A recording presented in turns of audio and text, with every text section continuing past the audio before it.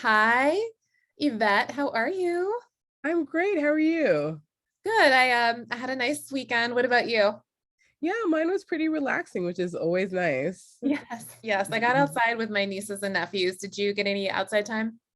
No, I was mostly in the house, but it was well needed, so it was good. Good. Rest is good for sure. Well, I know it's a busy Monday for both of us, and today was our scheduled follow-up meeting to talk over the request for our three employees that are technicians to seek certification. Does this Yeah. still work for you? Oh yeah, now is a great time.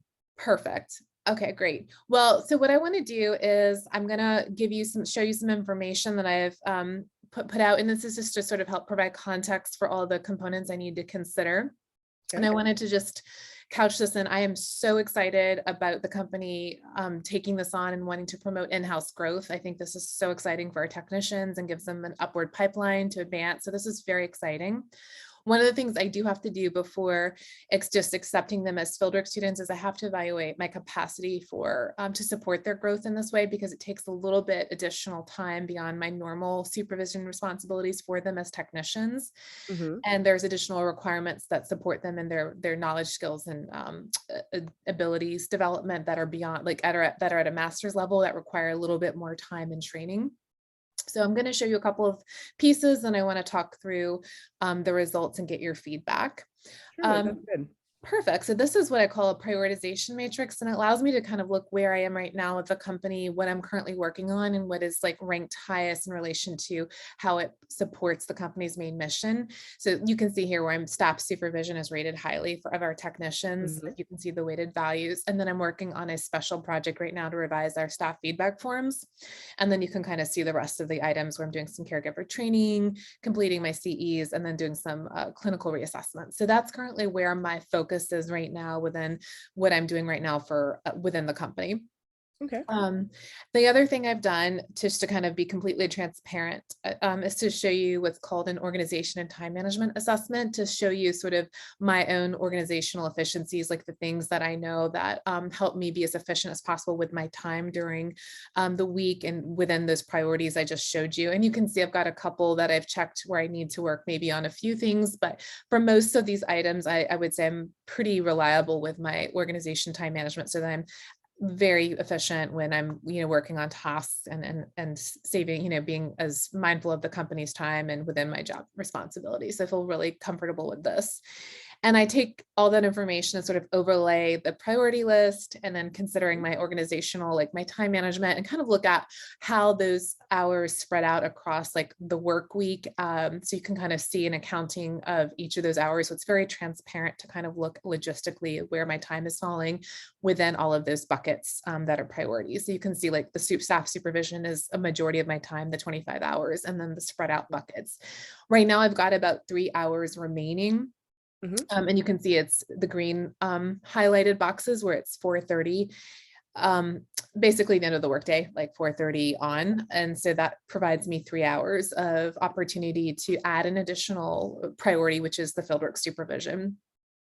One of the things I wanted to share with you is when I looked at the three technician schedules that I was able to go into the system and look at where they're overlapping.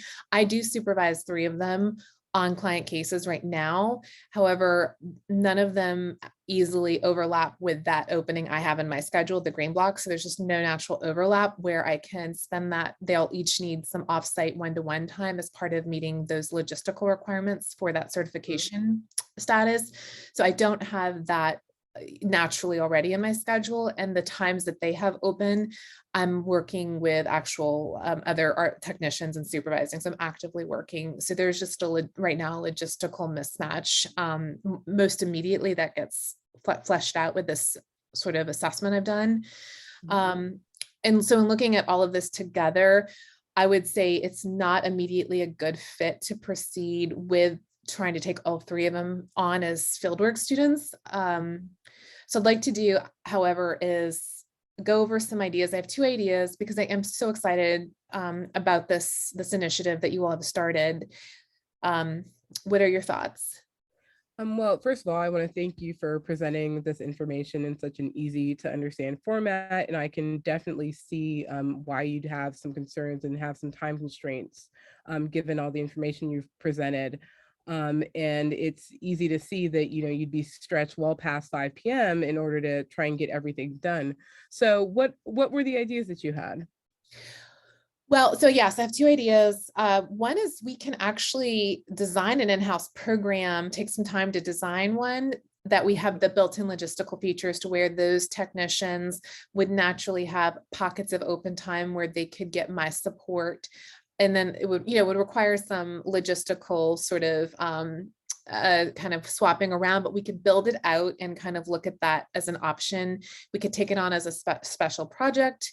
I would say we would need at least 90 days to work on this, but we could set it up and then allow the HR team and admin team to run out and look at the cost benefit and potential profit loss to the company, because it would probably involve some loss of billable hours if we're pulling the technicians for a certain amount of time in the week.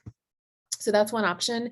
Another idea, this was a little bit maybe not as typically pitched, but it's completely feasible and fine and ethical, was to have the RBTs can complete a portion of their required hours with me within the context of what I can do when I do overlap with them, but then there's going to be a remaining percentage that I'm not going to be able to easily cover. And we could consider subcontracting out a remote supervisor who could we just play as a subcontractor, and then they could complete the remote supervisor component. Obviously, we'd have to have them sign some forms for like PHI and privacy and such, but that's completely allowable. And there is plenty of people who've had that experience as well. Okay, those sound like two feasible, solid ideas. What I'd like to do is take this back to the executive team. That way we can assess the administrative components and, any other considerations we'll have to take into account and determine what flexibility we have in-house. How does that sound to you? That sounds amazing, and I'm just honestly so thankful that that you're so thoughtful to this information and realize that it would potentially compromise the quality of the current experience and be logistically difficult. So I can't thank you enough, and I know the company is so dedicated to high quality environments and empowering professionals in a positive way. So thank you so much, Yvette. It means a lot to me. You are very welcome. And so I think as a next step, let me touch base with the executive team and HR and, let us brainstorm, and then I'll come back to you and we'll discuss next steps. Great. Thank you so much. I will look forward any emails from this and let me know if you all have any other questions. I will certainly do that. Thank you. Thank you.